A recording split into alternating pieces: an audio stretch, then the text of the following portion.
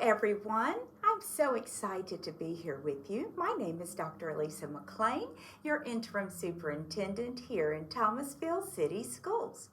Today, I will be sharing with you for Read Across America Week. What a favorite time of year this is for me. I will be reading The One and Only Bob. Oh, one of my favorite books. And this is the sequel to the Newbery Medal winner, The One and Only Ivan. This is written by Catherine Applegate.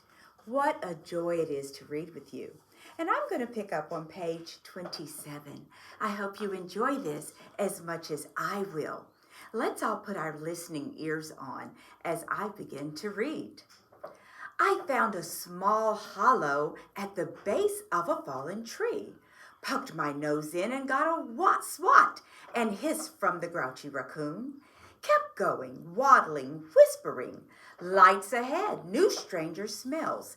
Kept going. It's amazing how much the shear will not die can keep you moving. I finally came to a road curve off of the main highway. Exit 8 turned out to be. A big billboard overhead had a picture of a terrifying animal on it. Course I didn't know what a billboard was, didn't know what the scary animal was. A gorilla, let alone that he would become my dearest friend.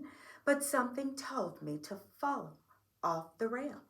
And eventually I ended up at the Exit 8, big top mall and video arcade, home of the one and only Ivan.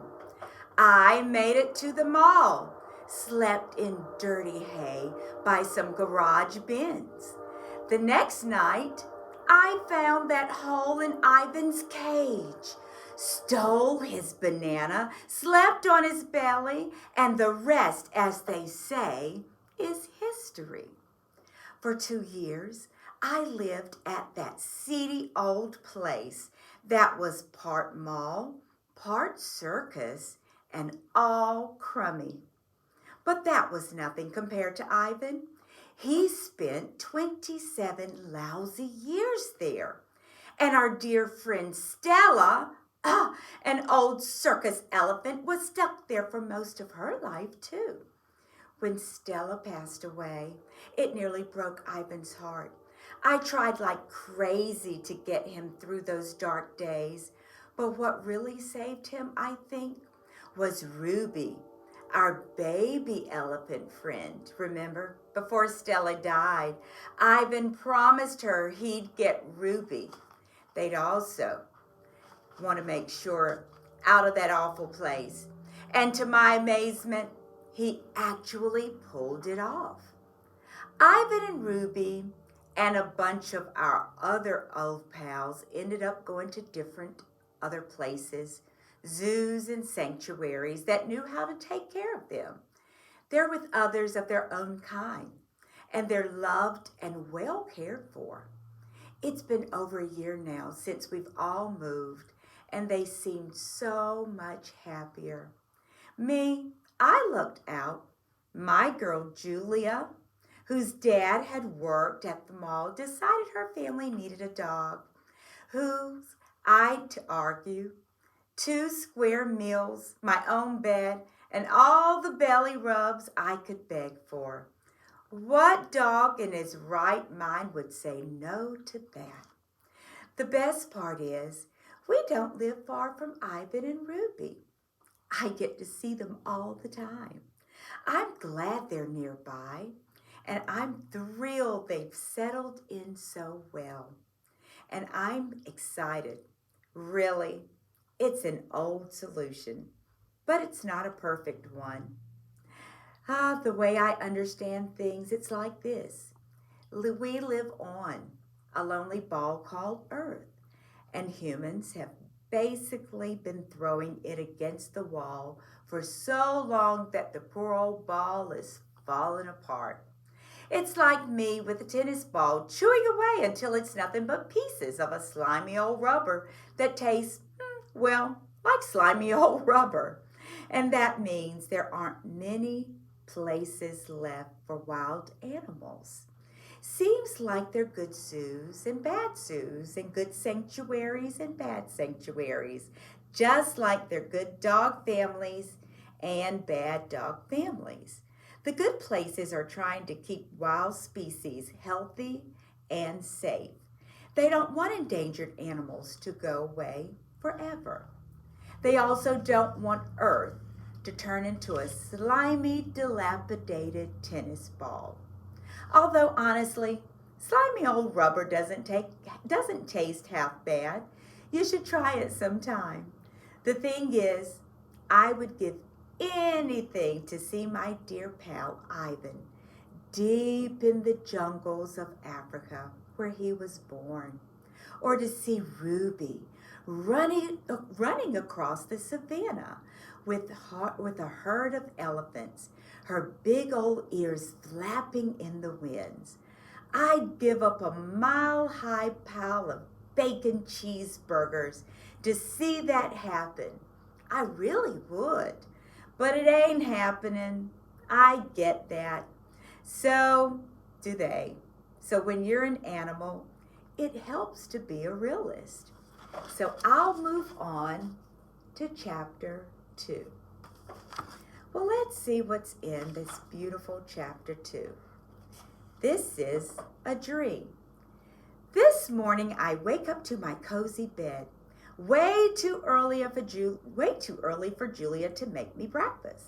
She and her mom and dad are still asleep, and even if guinea pigs are still silent, my belly grumbles, and once again I curse my thumbleness.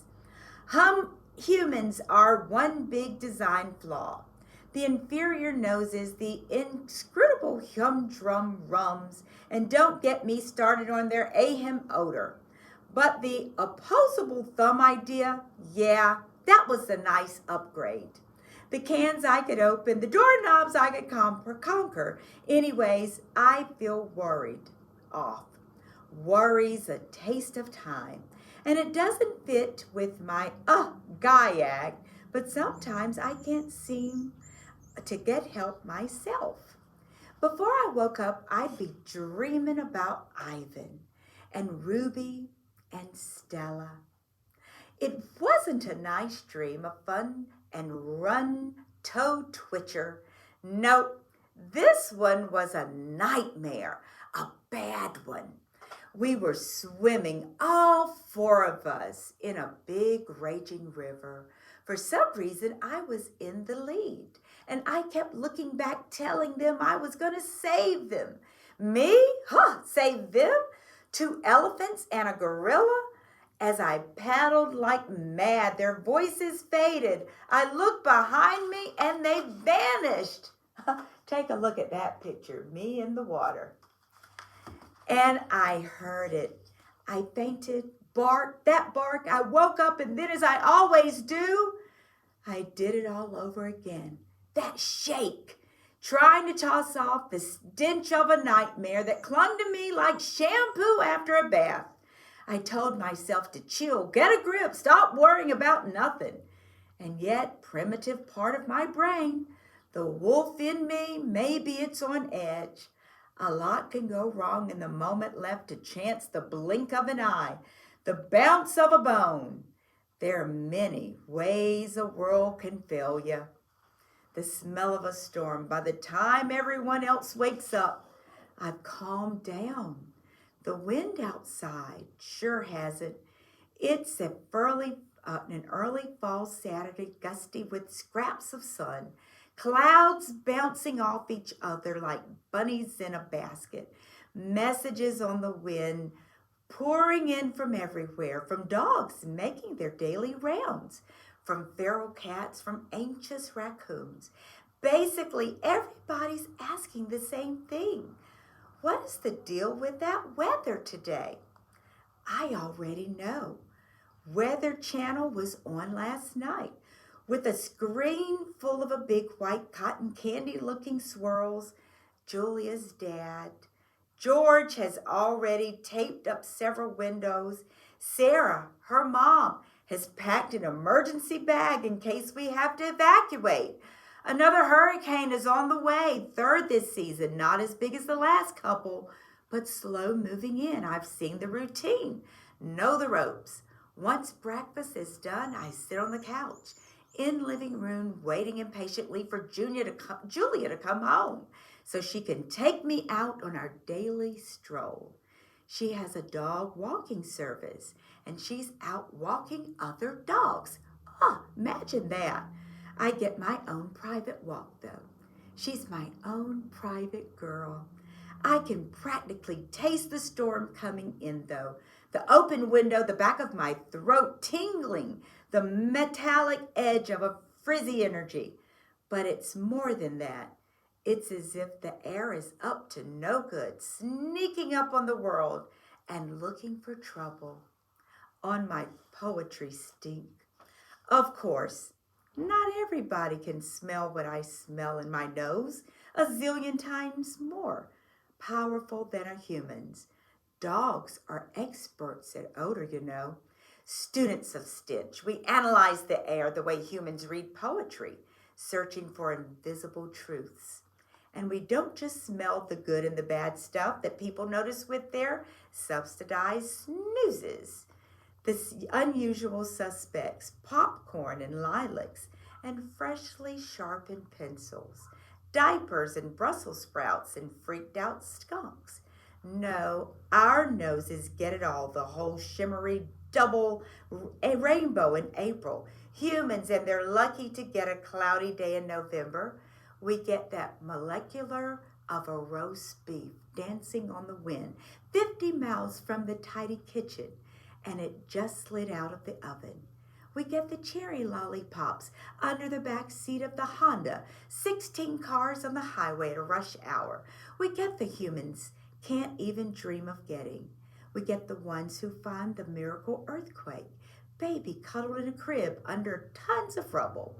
We get the ones who find their lost hikers in the wilderness after a quick whiff of a sweaty stalk.